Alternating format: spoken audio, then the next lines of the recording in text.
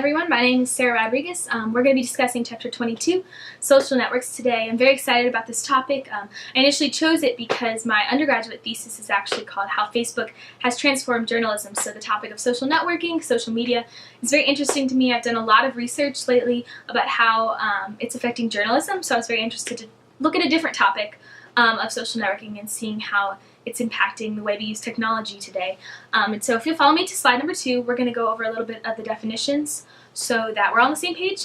We can understand each other as we move forward. So social networking site is also known as SNS. You'll hear me use that throughout the lecture. But according to Boyd and Ellis in 2008, there are 3 criteria for that because there is still some confusion on what is a social networking site.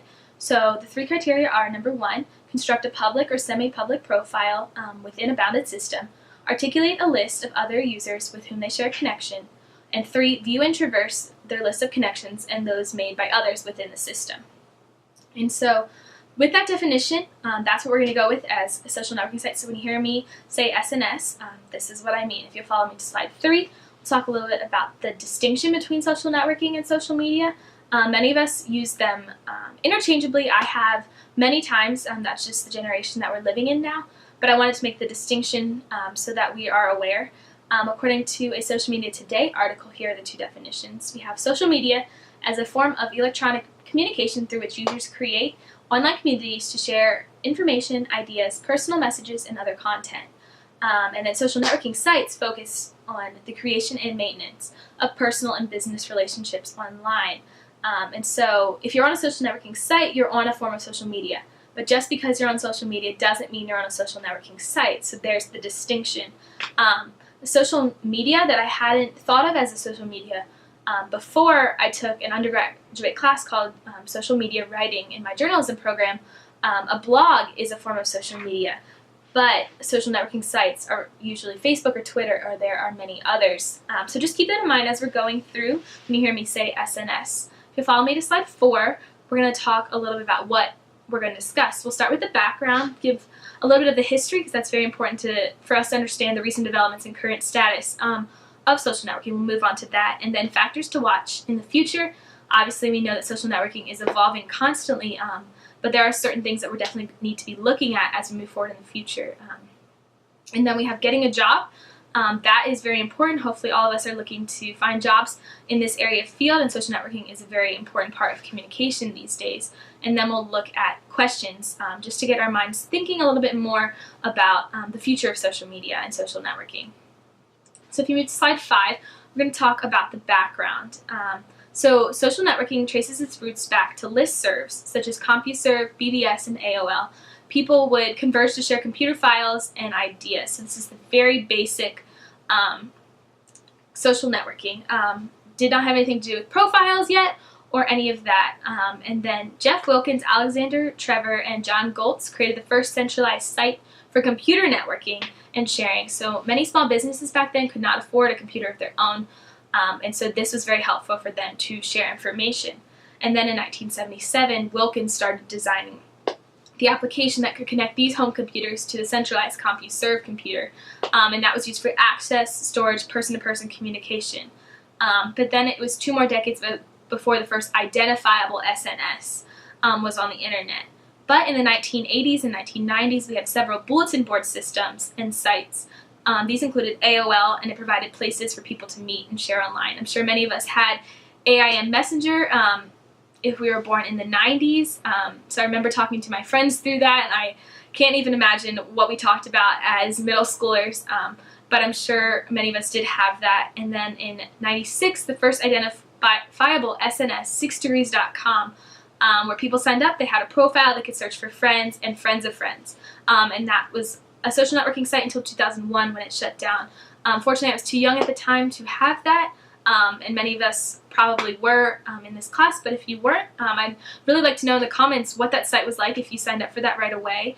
And then we have 2002, we had Friendster by Jonathan Abrams. You had profiles with personal information, you could connect with friends and people you already knew.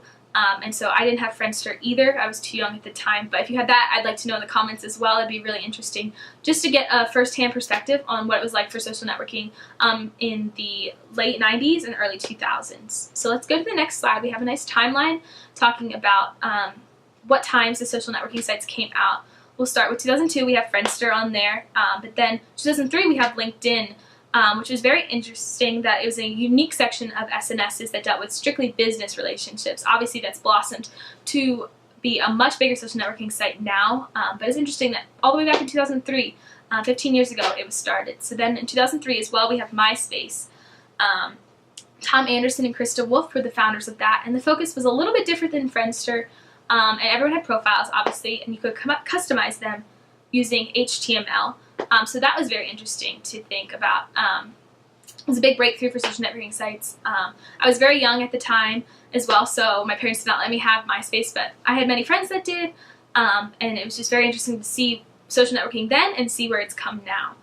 Then right in 2004, we have Facebook following MySpace. Mark Zuckerberg obviously is the CEO of that. I'm sure many of us have seen the social network that was associated with that, and so Mark Zuckerberg obviously had some help when he was starting the social networking site of Facebook.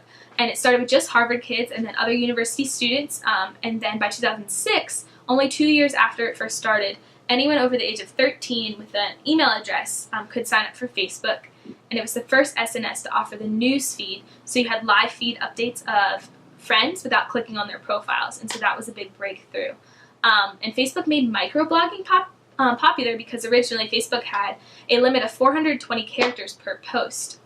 And so MySpace was a more traditional blogging site, but Facebook, we had the microblogging. Obviously now you can type so much on Facebook. It's now 63,206 characters per post, which is a lot more than the original 420.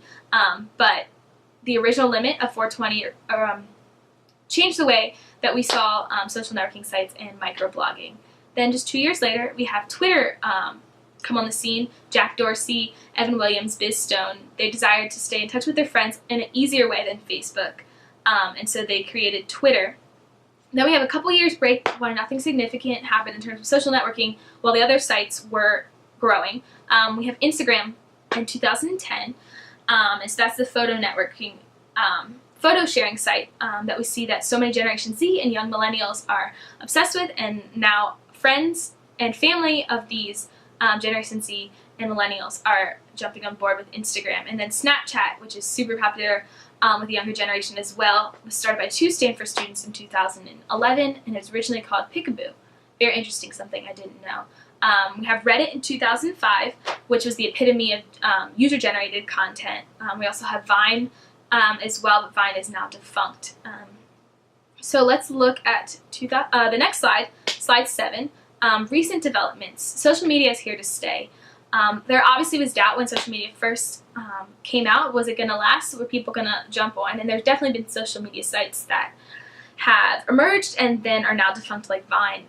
But social media as a whole and social networking is here to stay.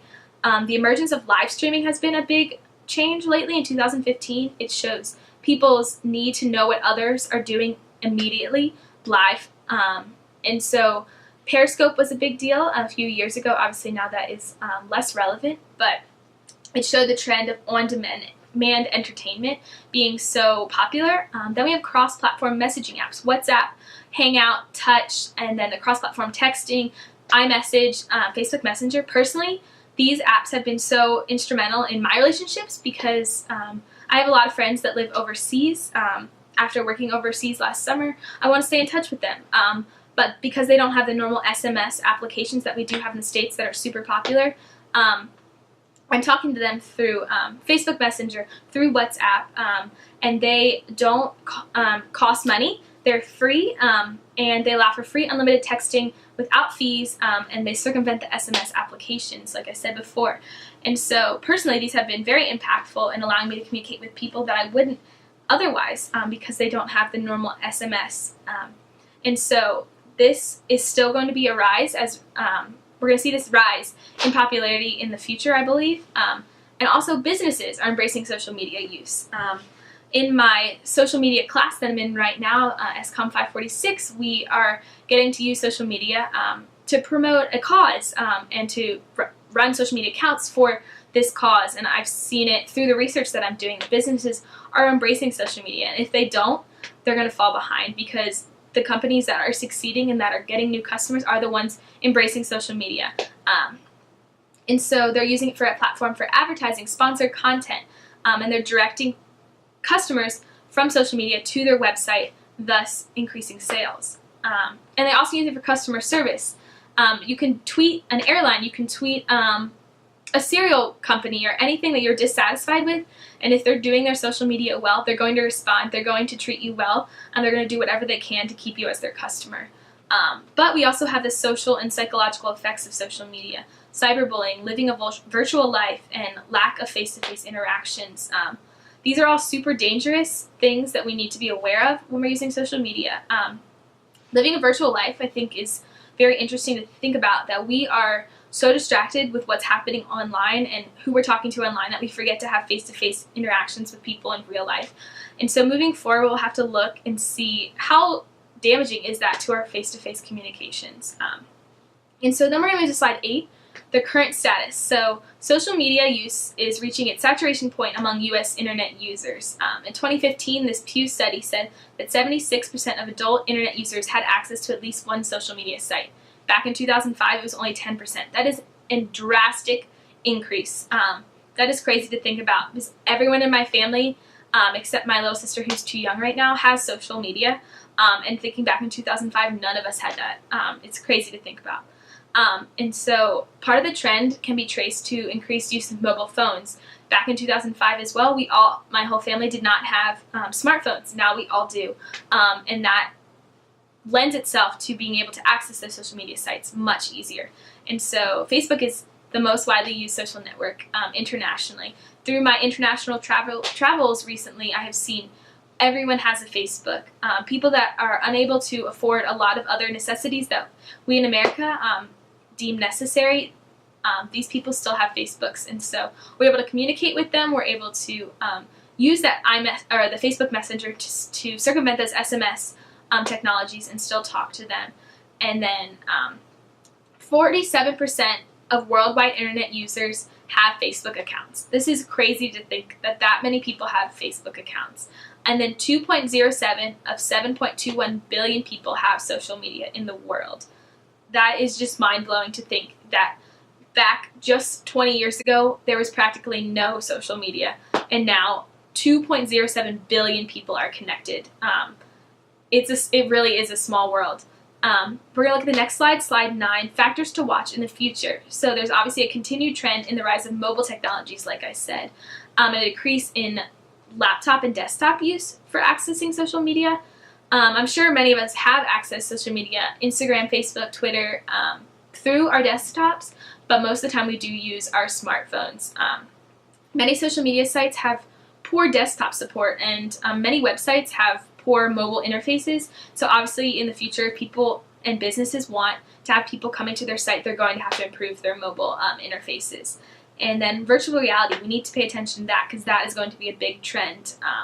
It's very interesting to me to see where this will go. I've only had 1 or 2 interactions with virtual reality. I got to use it this summer. A meteorologist let me use the goggles, and I got to pretend that a tornado was coming towards me, and it was just crazy how real that felt. So it'd be very interesting to see how companies intertwine that with social media and social networking. And then we're going to have the full embrace of social media by businesses. The businesses that are not embracing it right now will need to jump on, or their sales will suffer, so we'll see that in the coming years. And then we're going to see tips for getting a job. This is page 10. Or slide 10, excuse me. So you need to be proficient in all forms of social media. If you're going into an interview, you need to know as much as you can about all different forms of social networking. Get the most knowledge and experience you can in all of that, so you can show that you're diversified in your knowledge, and you need to know the industry and the company. So you need to know how the company is using social media, study their social media, study the industry in general so that you're prepared for that, and be proficient in photo programs. Photography and photo editing, all of that is going to be super important if you want to get a job in social networking. And then that leads us to our questions. So I have 2 that I've been wondering about, and I'd really like to see what you guys have to say.